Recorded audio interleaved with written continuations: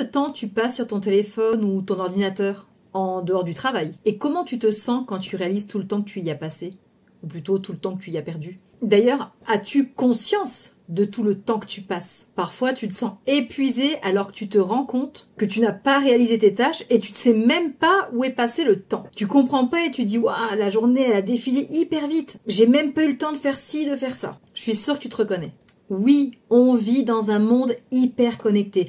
Alors attention, c'est très pratique. De nombreux outils nous facilitent la vie, nous font aussi gagner du temps. On est bien d'accord que ça nous a facilité la vie d'avoir un téléphone plutôt que d'attendre de recevoir une lettre pour avoir des nouvelles de quelqu'un. Mais moi, je te parle de l'hyperconnectivité, celle qui te coupe souvent de l'essentiel, les moments vrais, les relations humaines et même notre propre bien-être. Il serait peut-être temps de te déconnecter, non? Pour te reconnecter à l'humain. Avant, parlons du défi fil rouge. Aujourd'hui, pour le jour 11, je t'invite à faire le bilan de ton mois de novembre. Qu'as-tu réalisé? Qu'as-tu vécu pendant ce mois-là? Hier, pour le jour 10, nous devions nous intéresser au mois d'octobre. Alors forcément, pour moi, c'est un mois clé, puisque c'est mon mois d'anniversaire. Alors je peux t'assurer que ça a été un véritable mois de célébration. Mais en faisant le bilan, j'ai aussi regardé que j'avais vécu un magnifique moment de guérison de l'enfant intérieur avec un de mes clients. Il n'avait pas l'habitude de travailler avec la méthode holistique et il a été agréablement surpris de tout ce qu'il a pu travailler,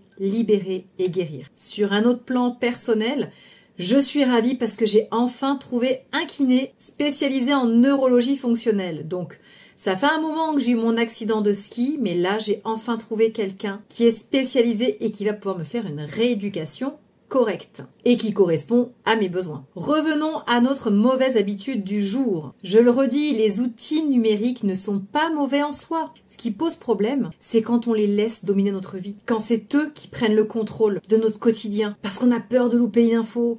Parce qu'on n'est pas au fait de la dernière actualité de telle personne. Est-ce que ça va vraiment changer ta vie? Est-ce que tu seras vraiment en moins bonne santé? Il est temps de nous reconnecter à ce qui compte vraiment. Je sais pas si tu te rends compte, mais quand tu es hyper connecté, ton esprit est toujours sollicité. Tu ne trouves jamais de véritable repos, tu es en surstimulation et ça t'empêche de bien mémoriser et de bien ancrer tout ce que tu auras acquis, appris dans ta journée. Même ce que tu auras vécu et partagé avec les personnes n'aura même pas le temps de s'ancrer. Ton esprit est déjà sur ton écran.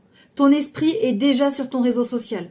Il est déjà sur la notification que tu attends. Dans l'hyperconnexion, le gros problème, c'est que même si tu es entouré, tu peux te sentir seul. Alors tu te noies dans les réseaux et tu fuis cette solitude. Ça engendre une perte totale de la connexion humaine. Mais en réalité, tu te fuis toi. En séance, bien souvent, il en ressort que ma clientèle ne supporte pas d'être déconnectée des réseaux. Comme je te le disais tout à l'heure, elle a peur de louper les dernières informations, les dernières actualités, les derniers messages, la dernière story de un tel ou un tel. Visiblement, ce qu'elle va recevoir sur les réseaux est bien plus important que ce qu'elle est en train de vivre. Alors, parenthèse, oui, moi je suis où là? Je suis derrière les réseaux. On est ok, mais c'est un enseignement que je te fournis. Ce sont des clés et des outils pour optimiser ton bien-être. C'est pour ça que je le précise, les outils ne sont pas mauvais en soi. C'est la façon dont on les utilise. Je sais pas si tu réalises, mais à force de jongler entre les notifications et les réseaux sociaux, tu perds ton temps et de l'énergie précieuse. Finalement, cette habitude, elle masque le besoin de te sentir pleinement présente avec toi-même, mais aussi avec les autres. Et il n'y a plus de pleine conscience. Alors ça, c'est pareil, c'est quelque chose que je vois aussi en séance.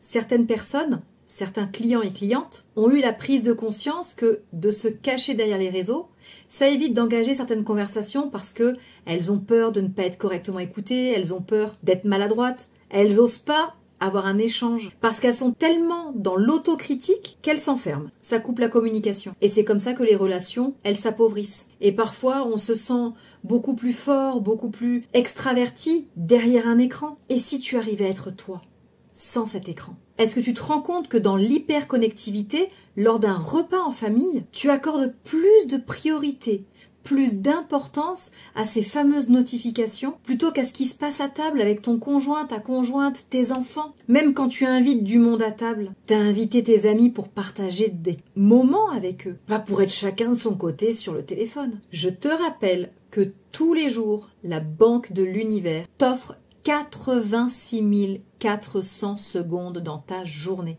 Alors soyons bien d'accord, si tu avais ce chiffre en argent, tu le gaspillerais pas. T'investirais, n'est-ce pas? Eh bien, le temps, lui, il ne s'investit pas. Il revient à zéro chaque jour. Alors, si tu passes à côté d'instants précieux, tu ne les rattraperas pas. Tu pourras pas récupérer le temps perdu. Un exemple tout bête.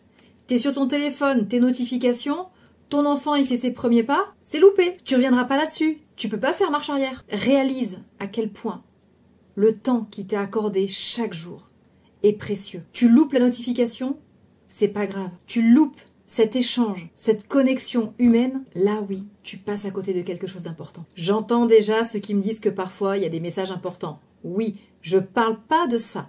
Je parle vraiment de l'hyperconnectivité au niveau des réseaux sociaux, au niveau du scrolling, au niveau de ces jeux en ligne qui te captent et qui te retiennent. Parce que quand tu te déconnectes des distractions, tu es pleinement avec les gens que tu aimes. Tu es ancré dans l'instant présent. Rappelle-toi le jour 9 et si tu ne l'as pas encore vu, je t'invite à aller le regarder. Oui, tu sors de cette spirale infernale du « Oh, j'ai pas le temps, oh, j'ai pas eu le temps de faire ci ». J'ai été débordée. Quand tu te déconnectes, tu trouves des moments pour toi, pour penser, pour lire ou simplement respirer en conscience. Ta journée se termine alors avec un esprit beaucoup plus léger, sans fatigue numérique, ni culpabilité de t'être laissé distraire. Oui, tu vois de quoi je parle. Parce qu'il arrive souvent que tu te rends compte que tu as perdu énormément de temps sur les réseaux et à la fin de ta journée, tu te dis « Aïe, j'ai pas eu le temps de terminer ». Mais toi, au fond, tu sais où est-ce qu'il est passé tout ce temps perdu. Tu réalises que tu te provoques toi-même un état de stress que tu pourrais éviter. Je le redis quand je t'invite à te déconnecter. Je ne te dis pas de renoncer aux outils numériques. Je t'invite à apprendre à les utiliser de manière intentionnelle. Je t'invite à t'éduquer au numérique. Simon Sinek le disait,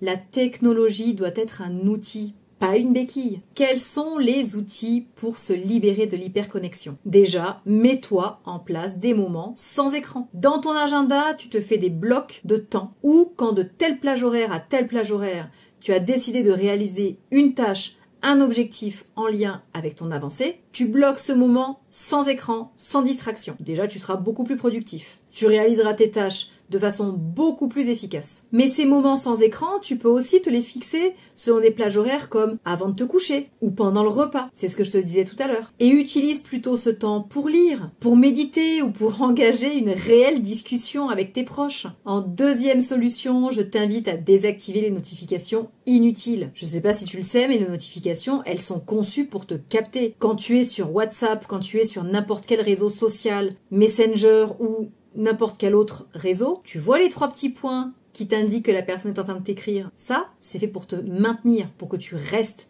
pour que tu dises « Oh, il est en train de m'écrire, je vais pas louper son message. Le message, il va pas s'effacer. » Et quand bien même la personne, elle efface son message, parce que oui, ça peut arriver, c'est que tu ne devais pas le recevoir. Point. N'aie pas peur de louper une information. Si l'information doit venir à toi, tu la recevras. Je te le redis, les notifications, en réalité, elles sont pas là pour te simplifier la vie. Alors, tu te fixes un moment pour faire le tri. Tu vas dans tes paramètres et tu ne gardes que les notifications essentielles, absolument importantes. En plus, aujourd'hui, les téléphones sont équipés de l'option bien-être numérique. Eh bien, je t'invite à l'activer et à observer le graphique numérique. Et tu verras ton taux d'utilisation avec le temps que tu auras passé sur telle et telle application. Eh bien, le jour où je l'ai fait, je t'assure que j'ai pris peur. J'ai réalisé combien de temps j'avais perdu dans ma productivité. Ce n'est pas possible. Donc, en plus d'avoir des moments sans téléphone, je me bloque des plages horaires, mais je bloque aussi certaines applications. Elles ne se déverrouillent que le soir à une certaine heure et je t'assure que je gagne en confort et en efficacité. En troisième solution, je t'invite à pratiquer une activité hors ligne. Reprends l'ancrage dans la vie réelle. Lis, écris, fais du sport,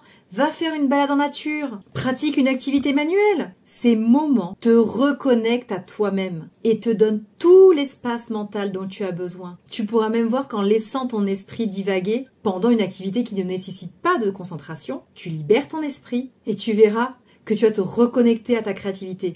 Tu verras que tes idées vont être beaucoup plus nombreuses. Tu vas même trouver des solutions à des challenges qui traînaient depuis un certain temps. D'ailleurs, tous les matins, si tu me suis bien sur Instagram, je pars faire ma marche quotidienne, que je te mets parfois en story puisque je t'embarque avec moi. Eh bien, je te l'ai déjà dit, c'est là que j'ai plein d'idées qui me viennent. Je me recentre, je me reconnecte. Ça me fait du bien autant au corps qu'à l'esprit. Alors, pour le défi du jour, je te propose de te reconnecter à l'humain, à toi-même, mais aussi aux autres. Éteins ton téléphone pendant 1 heure et consacre ce temps à une activité pour toi ou une activité de partage. Ne laisse pas les écrans contrôler ta vie. Lorsque tu es dans l'échange, tu crées la réflexion, tu crées de nouvelles connexions neuronales, tu relances ta machine cérébrale. Je te lance également comme défi que ce soir, au repas, tout le monde met son téléphone dans une autre pièce. Est-ce que tu réalises que tu es déjà entouré des personnes les plus importantes? Engage une conversation authentique avec elles. Demande à l'autre comment il se sent et entre dans une écoute active. En pratiquant régulièrement cela, tu verras que tes relations seront beaucoup plus riches, beaucoup plus solides. Et enfin, je te propose, en te couchant le soir, tu sais que j'adore cet exercice, tu prends ton cahier de gratitude et tu notes une ou plusieurs choses que tu as appréciées dans ton moment de déconnexion. Et je t'invite à réaliser tout ce que tu as pu faire dans ta journée. Partage-moi en commentaire comment tu t'es senti pendant ton moment hors ligne et célébrons cette reconnexion ensemble. Mais j'ai envie de te rappeler une chose. Lorsqu'on est en dépendance numérique, cela peut être un défi difficile. Alors vas-y pas à pas. 1 vaut mieux que 0. Ne reste pas seul si c'est vraiment trop difficile. Sache que je peux t'aider grâce à mes accompagnements.